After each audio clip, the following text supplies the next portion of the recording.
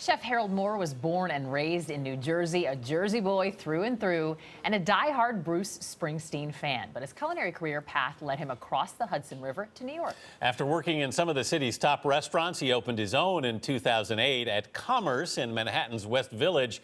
Chef Moore treats diners to classic American cuisine with his own personal flair, and we are delighted to welcome him to the dish. Good morning. Good morning. This is an insane layout here. I feel like I'm at a medieval feast. What have we got? So you have the gamut of stuff. You have braised beef shanks in the middle, a little bit of polenta. It's a nice garnish for that. Roasted root vegetables. This is the 20 herb salad. Japanese good boy rice and coconut cake, which that is a monster coconut cake. It is a big one. It matches the beef shank, doesn't it? It's almost the same height. So tell us about your influences. I mean, when did you really, because I know your grandmother was certainly someone you started cooking with. Right. I was really heavily influenced as a kid with my grandparents because I spent a lot of time with them. My one grandmother is American. She's like a really brilliant, just natural cook. No recipes needed, just make stuff, always delicious. But the Japanese one really sort of opened my mind to what is available, because back then it was the 70s. You didn't have a lot of Asian food anywhere. So she was making stuff that it just made me feel like there was no boundaries when it came to food. So I always ate everything and just felt good cooking. So that was... You started your culinary career as a toast boy, you call it? Yeah, you know, in Jersey, they have such a really aggressive diner culture.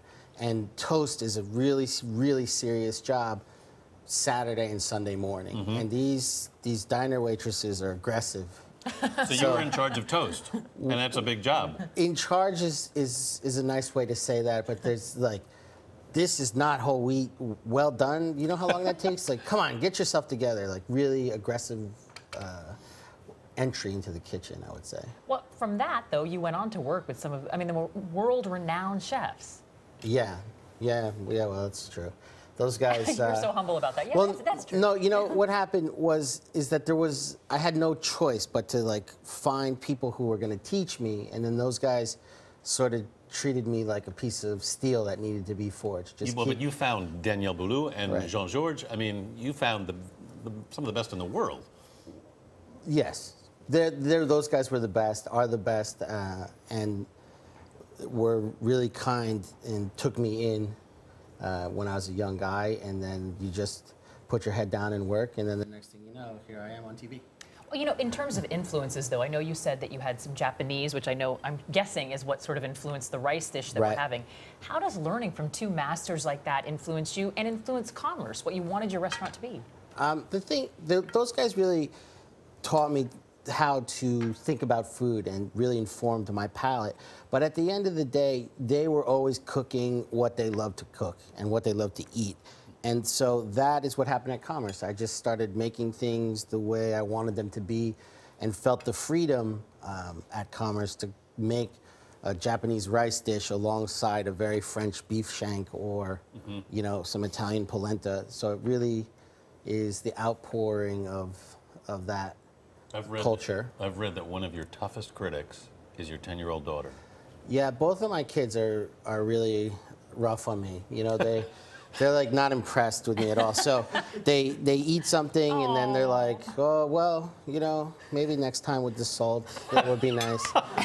But no, they're really great. They have really informed palates. Like one of them, the daughter, has the drive to cook and want to be something in that way. And my son has the palate. So it's very interesting in how that's gonna.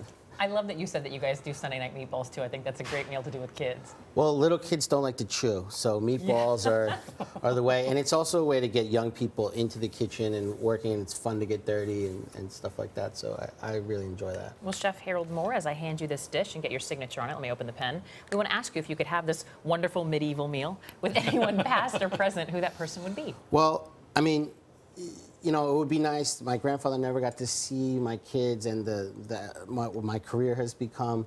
But like for famous people, I would like Bernie Mac, and I love Bernie Mac, so funny. And Bruce Springsteen, that would be like the ultimate for me.